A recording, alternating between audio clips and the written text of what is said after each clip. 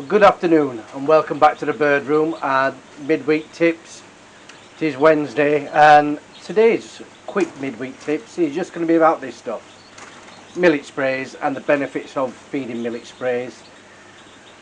Over the years, 10-15 years ago, I never used to buy this, thought it was wasting money for the type of birds that I breed.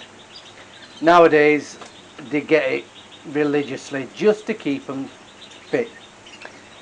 So basically, when I used to have it before, I always used to say for budgies, zebra finches and the foreign finches, because obviously it's millet. But at the end of the day, I give it to the birds now to keep them occupied, helping the flights, for the red poll siskins, to keep them active.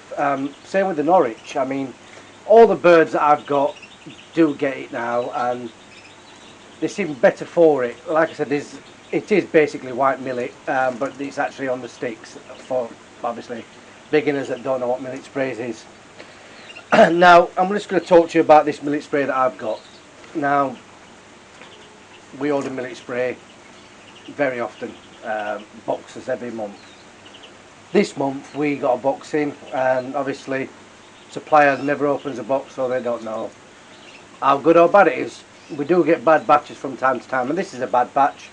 As you can see, there's hardly anything on there, but I never complain. So basically I'm just using it for my birds, and the reason it's dry is the crop year. We've had excessive obviously rain, excessive heat, and this does have effects on obviously crops. Millet spray like this is not from the UK, we import it. And obviously the weather overseas is obviously different to what it is in the UK. So there's nothing we can do, and there is a certain shortage, and the price of it has gone up, but it is worth the weight in gold in my opinion. I mean, I think it's, was it £2.50 for half a kilo. That £2.50 for half a kilo is money well spent in my opinion. I've got it in for the 5-seer. As you will see in clips, the canaries, it does occupy them, gets them off the floor, feeding, and keeps them active.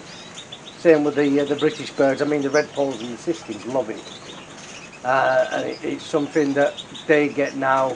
And there's a shot of one of the red polls actually pecking away at it, pulling away at it. That's exactly what we want them to do.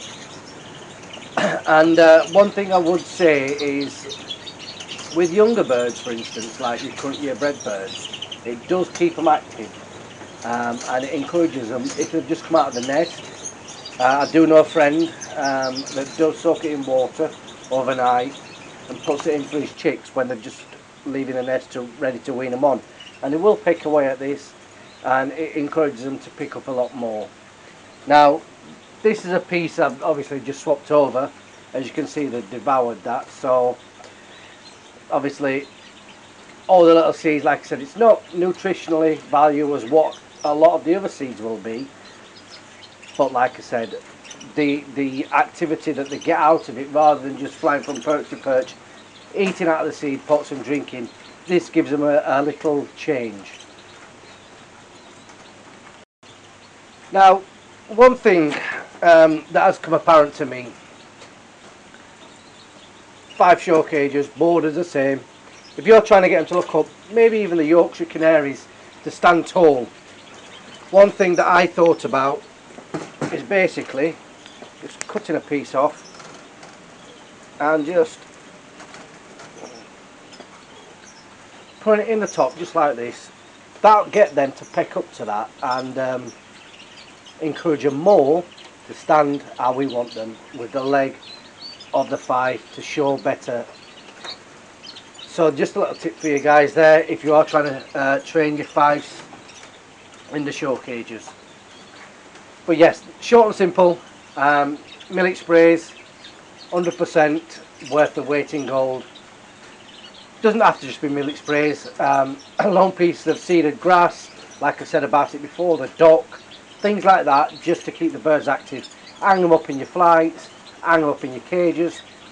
One thing I do use for my millet sprays to be hung up, I will show you quickly. these are the clips that I use. Very simple, just open and close. Put them in through your bars, and there's 2 openings on the back. It's exactly what I've got my millet sprays hung up with in the cages, and they do the trick. There's no string involved that way, so no birds are going to get injured or caught up in the string or whatever it is holding the millet sprays. Like I said, they are available. I'm not sure if they're on the website yet, but they will be probably before this video goes out anyway. So go out there back and buy your millet sprays, pick some duck. Like I said, get it in for your birds, keep them active. This time of year is prudent. If you think about birds in the molt, the more they're flying around, the easier the feathers that they're molting out will come off them. Offer a bath on there, that will help them through the molt. But all these little bits that you will pick up will help your birds through the molt faster and a lot stress free. Anyway, thanks for watching, guys. I will see you a week on Friday. I'll look around the bird shed at some of the younger birds in more detail, maybe the Norwich. Some more look at the fives, because some of the fives are coming on brilliantly. Some are still, the second round birds are still heavily in the molt, but the first round birds, they're looking really good. We'll look at some crossbills and talk about the Evans and Partner Ponting partnership that obviously now it's just me, Shane Evans, so I'm sure Mark won't have a problem with explaining the situation. I would have liked to have got him on film, but he's got a lot going on at the moment with his scooters and stuff, and he's been quite sick, so I'll explain a few more details on that on the Friday's episode. So thanks for watching. If you haven't already, like and subscribe. If you've got any questions, leave them in the comments or send me a message on Facebook, and we'll try and answer them as soon as we can. Thanks for watching. I will see you soon.